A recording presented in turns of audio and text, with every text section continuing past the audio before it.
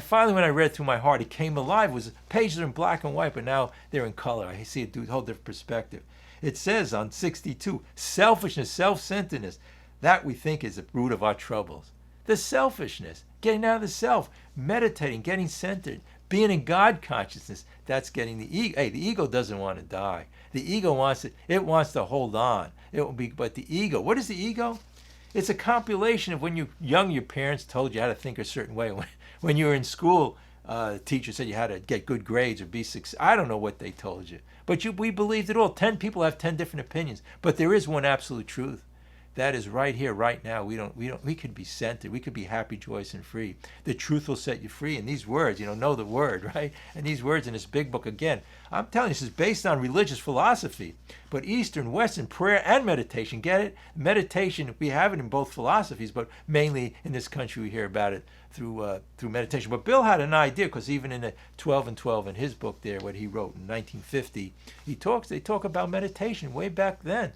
They had the value of the meditative philosophy, and there's also meditation where people meditate on God and his God consciousness, and that's what it's all about. I went to this meditation center, and the guy said, look, you can walk out of that prison right now. But first of all, we had to realize we're in a prison. Do you realize you're in a prison of your intellect, your mind? Do you realize the prison you're in and that you could be free of it? He said, right here, right now, the spiritual awakening. Because I just read it, selfish is self-centeredness. But next paragraph it says, so our troubles we think are basically of our own making. So people say, what's a spiritual awakening? If you believe this, that's a spiritual awakening. If you don't believe this, but if you decide you're going to believe that all your problems, you're the common denominator in all those problems in life. Because look, it's just our perception. 95% of our life is our perception. If I have a problem today, I'm the problem. You ever hear that one? If I have a problem today, I'm the problem. So it goes on to say, they arise out of ourselves. The alcoholic's an extreme example of self-will run riot. The intellect that God gave us, we misuse it. If somebody puts a gun to your head, okay, get self-centered fear. But otherwise, how crazy are we, the way a person looks at us, or what they have to say to us. So when we go on here, we see on page 63, and then I want to end with this, and then it talks about, this is the solution here.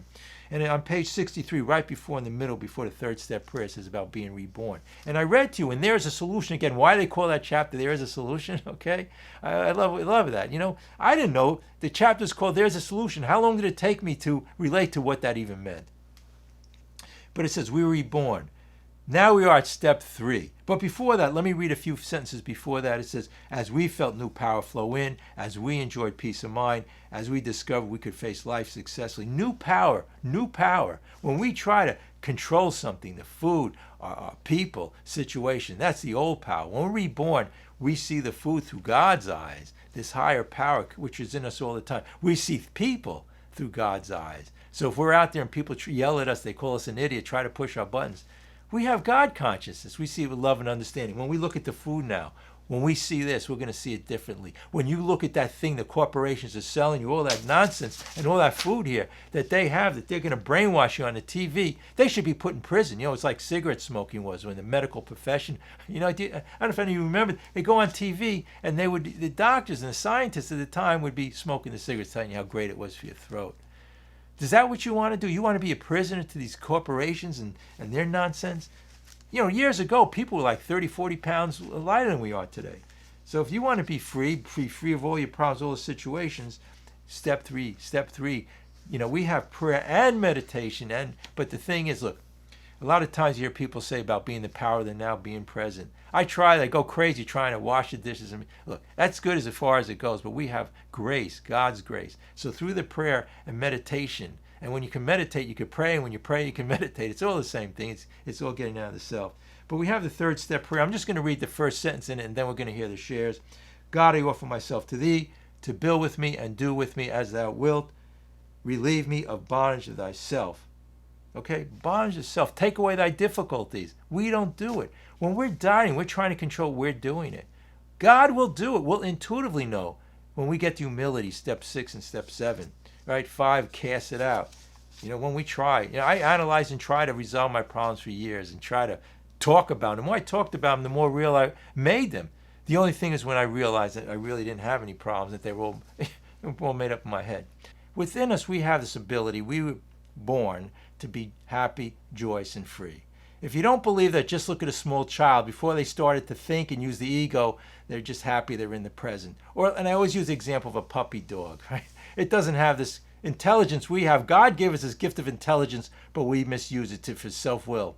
So anyway, here it's talking about getting centered. Prayer, meditation. Meditation is the whole thing about getting centered. Let me get right into the problem. We're going to talk about, and right at this meeting, we're going to have the solution. You're going to have that spiritual awakening.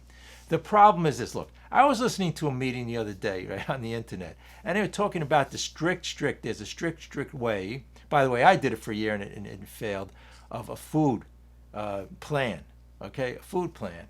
So anyway, they were talking on about the food plan. We have to have the 3 meals a day. We have to have this certain type of food, weigh and measuring the food. Now, I'm not going to go into, because a lot of people may agree that it's good to have a certain type of plan and a way of doing things. So I'm not going to go to that point where I'm saying, things are good, whatever you do. As good as far as it goes. But in our program, does it talk about, it says, actually, what is the first step in the Overeaters Anonymous 12 steps say?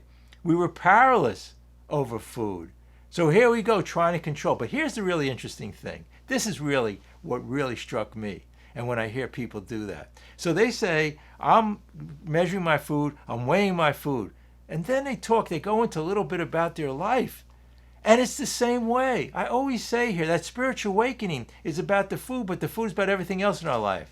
So when we're trying to control the food, that's the way we run our lives. With everything else, we figure, common sense says to us, because in the book, big book, it says common sense will become uncommon sense, Bill says. Our common sense tells us, hey, this is the way. So the way to do it is I always try to control life. I was miserable, irritable, discontent. I was addicted to alcohol, food, to people liking me, caring what people said or thought. I mean, this is the craziness. And then I wondered, I says, why am I so depressed? What's wrong with me? And I thought maybe it was some chemical imbalance. No, it was imbalance. In my case, I won't speak for everybody, it was an imbalance in my thinking. Not only was I taking the poison in from the drugs and the alcohol, but I was taking the poison in my thoughts. And not only the food, but the thoughts. Just what she said. Look, the body is made in perfection, in the food and everything. Our minds are perfect. We took it upon ourselves to get in our own way.